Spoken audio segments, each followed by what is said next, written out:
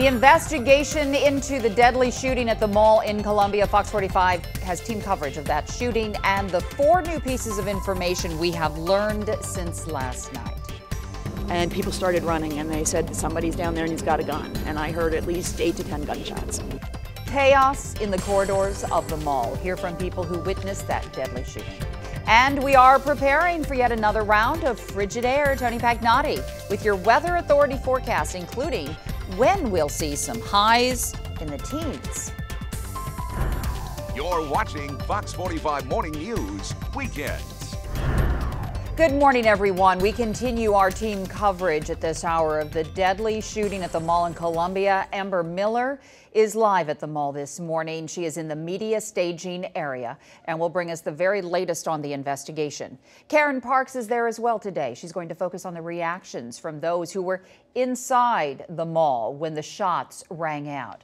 But here's what we've learned since our last newscast last night. Howard County Police found makeshift bombs in the gunman's bag. They were made allegedly of fireworks, and crews safely managed to detonate them. Because of that, police officers with K-9 units spent the night combing the mall looking for other clues. Investigators have tentatively identified the gunman, but they have not released his name at this time. We could find out who he was and why he did it at a news conference which is scheduled to happen in 90 minutes. More Howard County police officials are getting back to the scene this morning. They were working very late into the night, in some cases through the night. Amber Miller is at the Columbia Mall. She is streaming live at this hour with the very latest for us. Amber.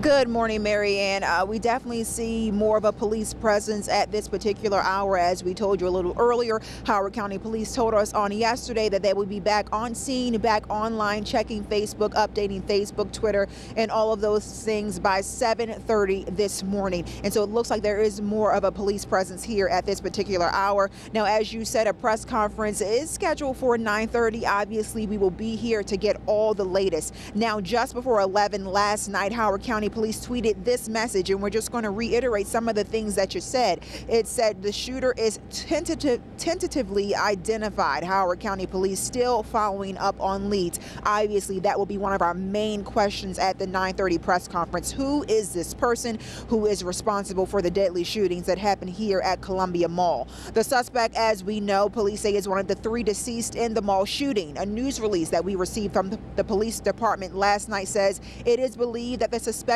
shooter died from a self-inflicted gunshot wound, something that we assumed, something that we speculated on yesterday. Now police are saying that they believe the same. A shotgun and ammunition were found at the scene. In fact, on the suspected shooter, we were told a large amount of ammunition was found on his person. Another tweet came in from the police at about 10:50 last night saying a search of the Columbia Mall shooter's bag revealed what they're calling 2 crude devices that appear to be an attempt at making explosives. So obviously, we're thinking that he had even bigger plans than what was actually carried out on yesterday. Thankfully, nothing happened concerning those explosives, and detectives were able to disable them. Now, the investigation, as we all know, is ongoing. The detectives are analyzing everything they can get their hands on. That includes photos from surveillance cameras, phone cameras, and they're even scouring social media to see if they can find any information there. As you can imagine, it took hours to comb through this mall.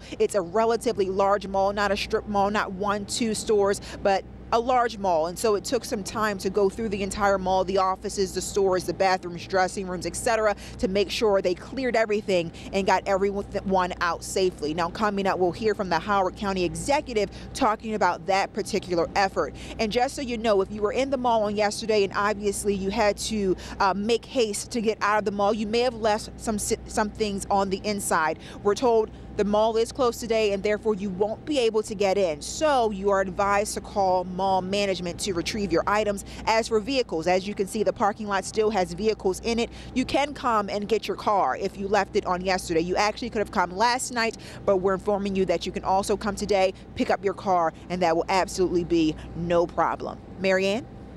Amber, thank you. We will check in with you in a bit. We know that press conference will reveal a lot. Again, coming your way at 9:30. And you can be among the very first to know anything about Breaking news updates at the Columbia Mall shooting. Just sign up for the Fox 45 news text alerts. You'll get the very latest news, sports, and weather information. Plus, you can sign up for school closings. Go to foxbaltimore.com under Hot Topics in order to get started. Now, we know more now about the victims, the two people who were shot and killed yesterday, the employees at Zumiez. We do know that the young woman named Brianna Benlolo was just 21 years old. She was a mom, had a 2-year-old son, lived in College Park, Maryland. Apparently, she grew up in a military family, originally from Florida, went to high school in Colorado Springs, Colorado, graduated in 2010. She was a first assistant manager at Zumiez. Reportedly, that was the first job she's had since her son was born. And she had worked there since November of 2012. Tyler Johnson, also an employee at Zumiez, 25 years old, from Ellicott City, just recently had moved to Mount Airy. At this time, we don't know what the motive was for the loss of these two lives, but we don't know even really how the shooter knew either of them, if at all, if he did. Again, that information should be released later this morning at a press conference. It didn't take long for people to gather to pray and to remember the two victims. Last night, members of the Mount Carmel Church held a vigil for Benlolo and Johnson. Participants said it is important to not only pray for the victims and their families, but also for the gunman and his loved ones. But the reality is, this is the moment when people are hurting. This is the moment when the victims' families are hurting. This is the moment when the person who went through the mall shooting, his family, his mother, his father, maybe sister or brother, are all feeling a loss tonight. And so this is when they really need to be lifted up in prayer. Now, we do know that 5 other people were injured in that shooting. They were treated at Howard County Hospital. Police say one person actually was shot in the foot, while another patient had injuries due to a fall. Doctors treated and released all of them yesterday. The store where the shooting took place released a statement today, and it reads in part, "We are deeply saddened by the violence that has occurred this morning," meaning yesterday, within our store in Maryland at the mall in Columbia. Our hearts go out to the victims and their families. We're making arrangements for counseling to be made available to Zumiez employees in the area. And we're working with the Howard County Police Department, and all information will come through there. Zumiez team is a tight-knit community, and all of our hearts go out to Brianna and Tyler's families. And then this statement came yesterday evening from General Growth Properties. Those are the managers of the mall in Columbia and a great many malls throughout this area. Our prayers and support are with the entire Columbia and Howard County communities. We're cooperating with the Howard County Police Department as it conducts its investigation of today's tragedy. We ask you keep all those affected and their families in your prayers. That shooting happened at one of the very busiest times on any given day, but especially a Saturday. It was lunchtime. It was a very cold day, and the shooting happened just above the food court. The sound of gunfire set people running, hiding, and ducking for cover. Karen Parks talked with several people about what they experienced in those moments following the shooting. She streams live for us this morning. And Karen, we understand that he was actually shooting down into the food court. That's right, Marianne. You know, it started out just as a routine, busy day at the mall, but then just a little more than an hour later, right before lunch, chaos. Now, investigators say there were hundreds, maybe thousands of people in the mall at the time, with many hiding in fear behind store counters in restrooms or fitting rooms for hours after the shooting stopped.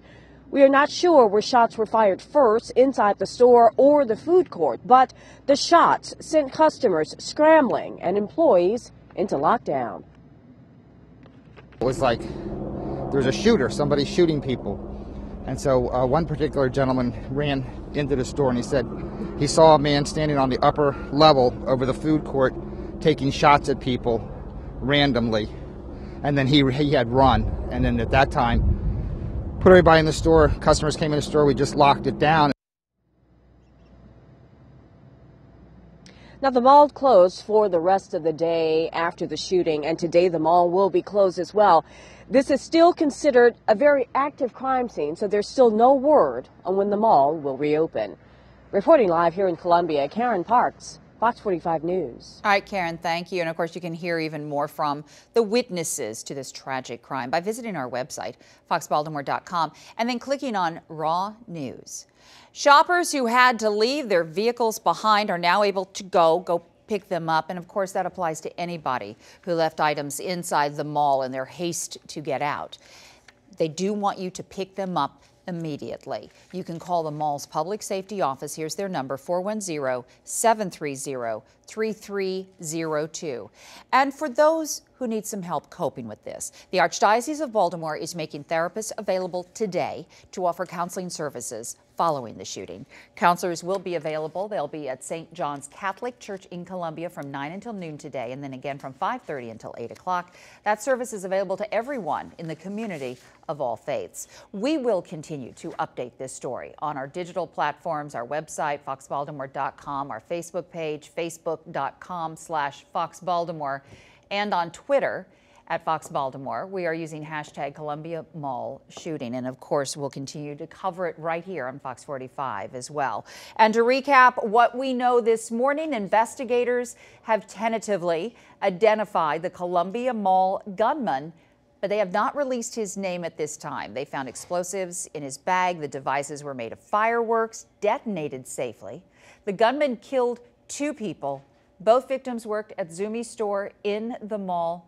And again, we hope to find out even more information later this morning.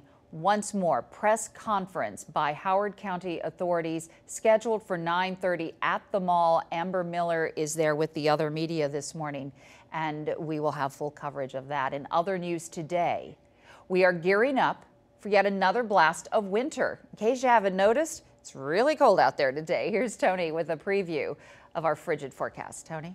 Yeah, Marianne, everything is relative in the weather department. If you think it's chilly out there this morning, we'll have a few flurries. We're just going to go further down on that mercury by Tuesday. Not as cold, though, tomorrow. Enjoy tomorrow. And then here we go, polar blast back.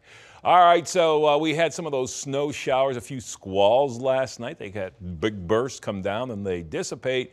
No problems with that today. Maybe again a few flurries by mid-morning, but these temperatures, nothing to say is wow, it's going to get colder than this, you betcha. 13 in Cockeysville, 14 Bel Air, 12 Westminster, 21 Annapolis, 15 Columbia, 16 Laurel. These will almost be daytime highs by midweek. Can you imagine that? 28 degrees will be our high temperature today, 25 maybe in some of the northwest suburbs. Our wind chills right now in the single digits in many locations, 15 below. That's what it feels like in western Maryland. And right now, I'm not so lucky, 13 in Towson. When I come back, Weather Authority forecast, and we'll talk more about the big polar vortex coming to town once again. Mary Ann. And we will continue our team coverage of the shooting at the mall in Columbia. Later on, you'll hear from the employee who took this photo of apparent bullet holes in a store wall. And another possible security breach, this time at a craft store. What you need to know if you shop at Michael's. I'd say I owe my life because I don't know. I couldn't get out by myself. A medical emergency in the middle of the woods. Later, the actions a man's young granddaughter took to get him to safety and to save his life.